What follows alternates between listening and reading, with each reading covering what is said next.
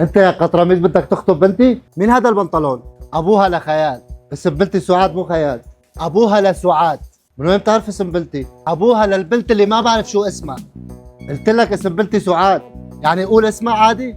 ايه قول عليك الامان. هذا ابوها لسعاد، لا تجيب سيرة بنتي على لسانك ولا. خيو انت عارفه بنفسك، انا ابوها لخيال. سعاد. ايه سعاد، لحظة من وين بتعرف اسم بنتي؟ اتركني من هذا البنطلون، قلي شو بنطلون القسم الفوقاني مو مبين عليك؟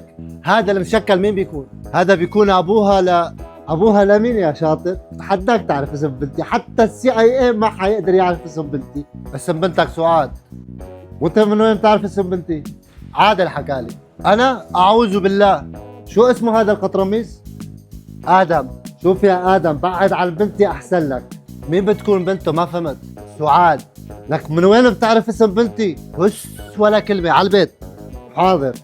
نحن رفقات ولا كيس بصل؟ هش. هروب قبل ما يركز.